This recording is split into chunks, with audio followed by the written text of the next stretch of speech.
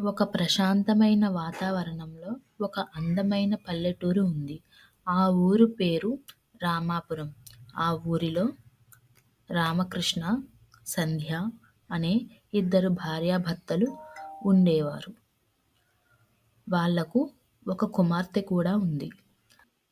ఒకరోజు సంధ్య వంటగదిలో వంట చేసుకుంటుంది. అప్పుడు తన భర్త రామకృష్ణ సంధ్య దగ్గరకు వచ్చాడు. వచ్చి తన కుమార్తె గురించి అడిగాడు.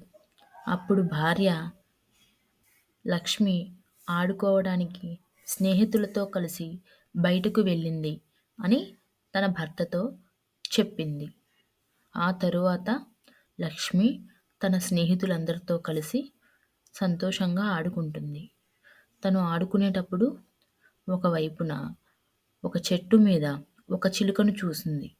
లక్ష్మి మరియు తన స్నేహితులందరూ కలిసి ఆ చిలుకను చూసి చాలా సంతోషించారు.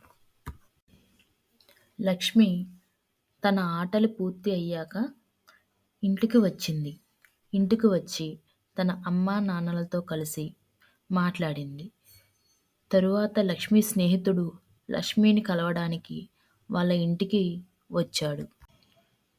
లక్ష్మి తన స్నేహితుడితో మాట్లాడుతూ ఉండగా వాళ్ళ అమ్మా నాన్న వేరే గదిలోకి వెళ్ళారు. అక్కడ వాళ్ళ నాన్న లక్ష్మి పెళ్లి గురించి మాట్లాడుతున్నాడు. ఆ విషయం విన్న లక్ష్మి వాళ్ళ అమ్మా నాన్న దగ్గరకు వచ్చింది. వచ్చి వాళ్ళ నాన్నతో, నాన్న, ఇప్పుడు నేను పెళ్లి చేసుకోను, నేను చదువుకుంటాను, నేను డాక్టర్ అవ్వాలి అని అంది. ఆ మాటలు విన్న వాళ్ళ నాన్న దానికి ఒప్పుకున్నాడు. సరే అయితే చదువుకో అని అన్నాడు. ఆ మాటలకు లక్ష్మి చాలా సంతోషించింది.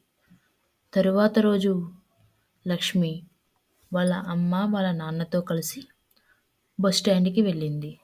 అక్కడ బస్సు వచ్చాక లక్ష్మి బస్సు ఎక్కి విదేశాలకు డాక్టర్ చదువు కోసమని వెళ్ళింది. కొన్ని సంవత్సరాల తర్వాత లక్ష్మి తన చదువు పూర్తి చేసుకొని తన గ్రామానికి వెళ్ళింది. తన ఇంటికి వెళ్ళి తన అమ్మా నాన్నలతో ఈ విధంగా అంది. నాన్న, నా చదువు పూర్తయింది. ఇప్పుడు మీరు చెప్పినట్లుగానే నేను పెళ్లి చేసుకుంటాను అని అంది. ఆ మాటకు వాళ్ళ అమ్మా నాన్న చాలా సంతోషించారు.